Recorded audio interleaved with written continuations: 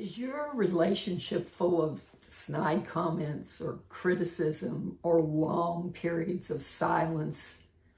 And are these habits leading to disconnection?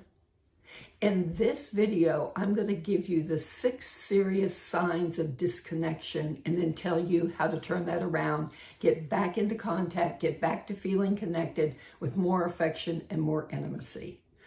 I'm Dr. Pat Love. And in my 40 years of clinical experience as a licensed marriage and family therapist and as a workshop leader in couples workshops, a lot of times couples would either describe some of these bad habits to me, exhibit these bad habits to me, or complain to me about feeling disconnected. So I want to alert you to these 6 serious signs of disconnection just to see where you are in your relationship.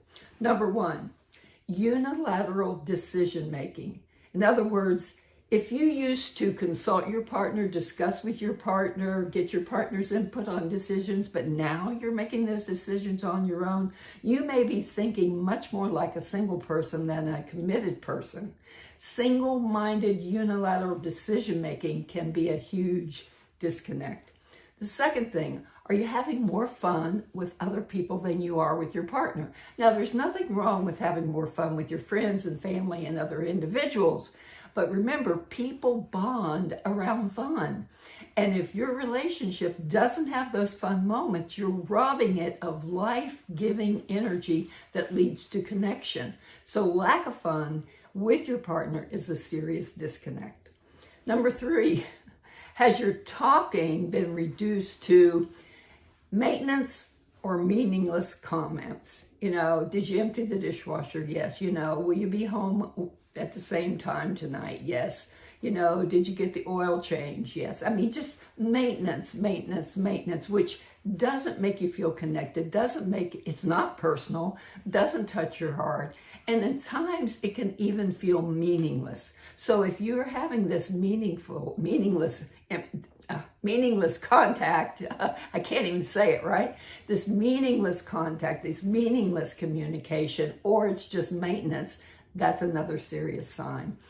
Here's one that a lot of people don't think about, and it's number 4, and it really is dangerous and it's serious.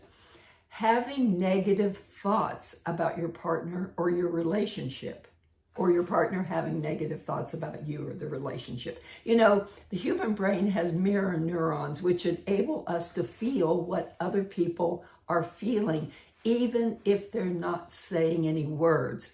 It is stressful to live with somebody who thinks negatively about you. It is depressing to be with someone that is seeing what you do wrong and not seeing what you do right. Having negative thoughts about your partner as well as your relationship is a serious sign that can lead to disconnection. Number 5, a decrease in intimacy. This can mean having less sex, less emotional contact, less romantic touching, less affection, less nurturing, less looking with soft eyes at each other. If you start to see that decrease, that really is a serious sign that could lead to disconnection. All of these behaviors, skin-on-skin contact, sex, having orgasm with your partner, that's a big rush of oxytocin. And oxytocin is that bonding chemical that builds trust, motivates us to get closer to our partner, deepens our love, and guess what else it is? It's an amnesic.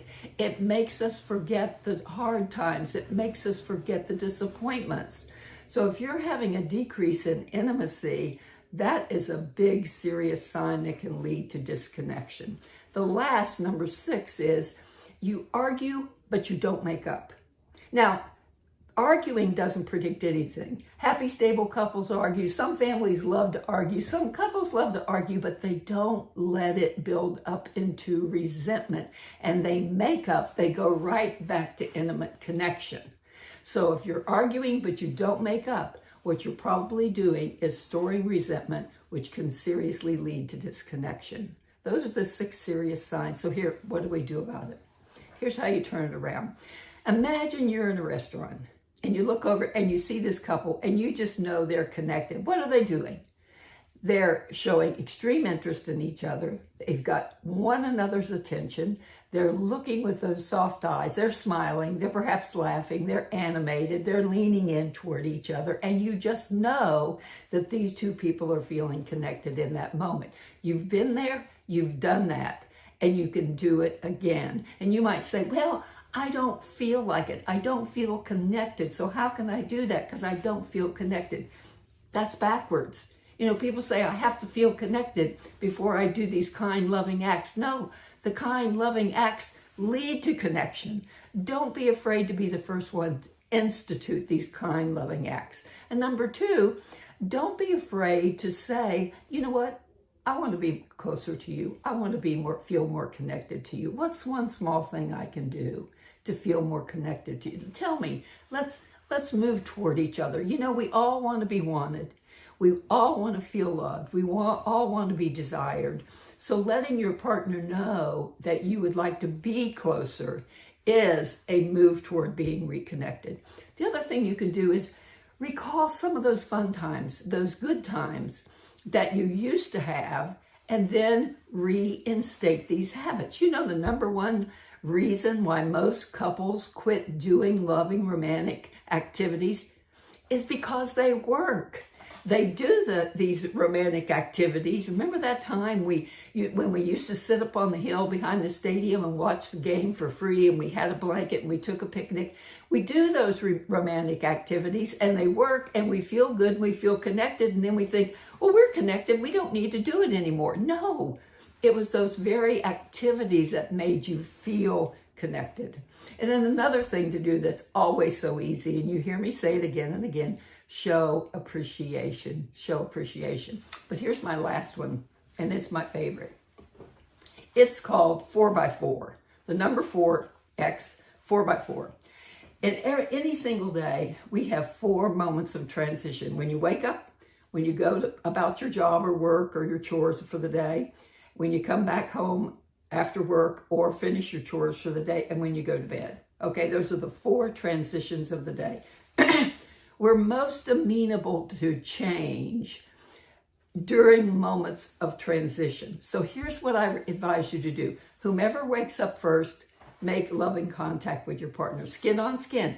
Could just be a touch, could be a kiss, could be a hug, whatever. First person who wakes up, don't be keeping score. First person who wakes up in the morning, loving touch.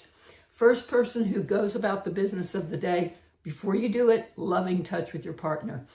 When you both come in the home at night, you're both under the same roof, loving touch with your partner. Now think about what this would say if you have kids. You know, you walk in the door, kids rush to you, and you say, let's go find mom, let's go find dad, let's go find her, let's go find them, let's go find them, okay?